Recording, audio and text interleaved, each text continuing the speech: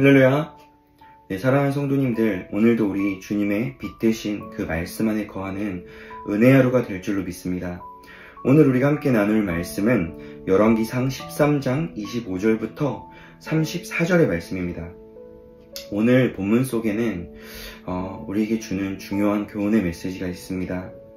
어떤 일을 만났을 때 그것을 하나님의 메시지로 받아들이고, 또한 하나님이 주시는 아주 중요한 돌이키는 기회로 받아들이고 삶을 돌이키는 사람이 있는가 하면, 그럼에도 불구하고 그 어떤 일을 만나도 강팍한 마음으로 자신이 가던 죄악의 길을 고집하여서 끝까지 그 길을 가는 그런 사람도 있습니다.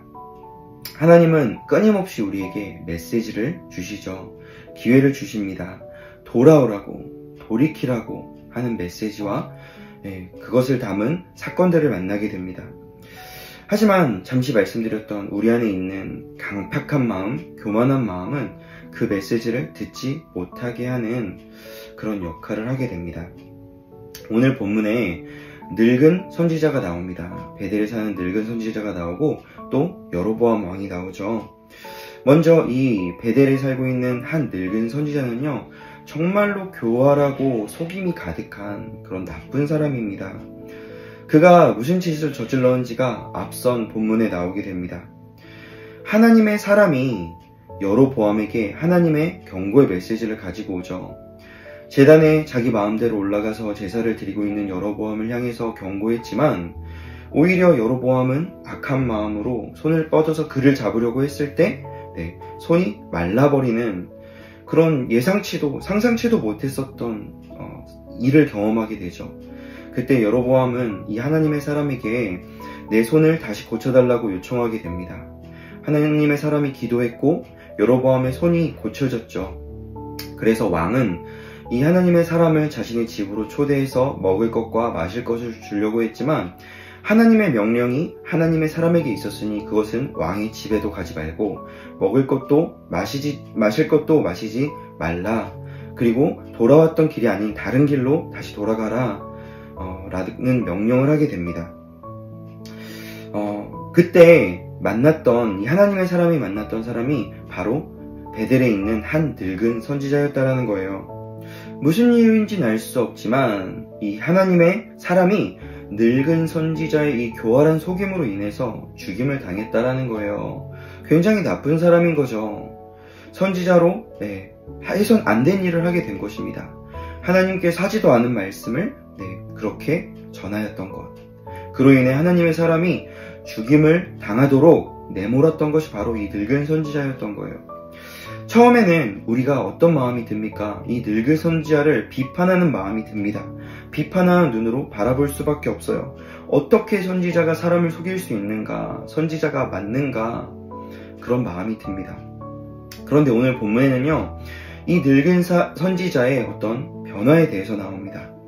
하나님의 사람이 사자에게 물려 죽었다라는 소식을 들은 이 선지자가 현장으로 달려가서 일어난 엄청난 일을 눈으로 목도하게 됩니다. 사자의 본성이 무엇입니까? 자기가 물러서 죽인 그 시체를요, 뜯어 먹는 것이 사자의 본성이에요. 그런데 그가 눈으로 보게 된 것은요, 사자가 그 시체를 먹지 않아요. 그 하나님의 사람이 타고 있었던 나귀도 먹지 않아요. 그저 사자와 나귀가 그 시체 곁에 서서 있는 것입니다. 자신이 눈으로 목도했던 이 자연의 이치와 사자의 본성과 모든 생리를 초월한 이 사건 속에서 이 늙은 선지자는 이 사건이 하나님께서 개입하신 사건이구나 라는 것을 깨닫게 됩니다.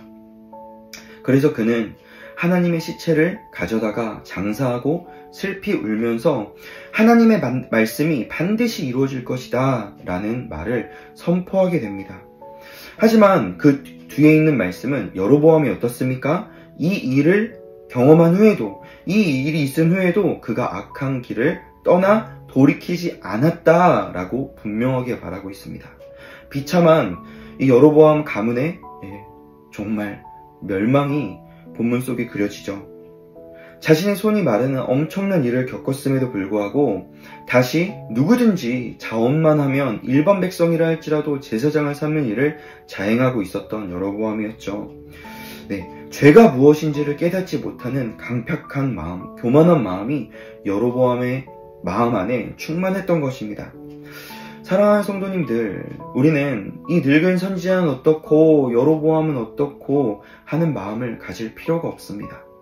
왜냐하면 저와 성도님들, 죄송하지만 우리 모두가 다 사실은 여로보암 같고 이 늙은 선지자와 같이 하나님의 말씀을 틈만 나면 어기고 불순종하는 것이 어쩌면 사실 우리의 모습이기 때문입니다.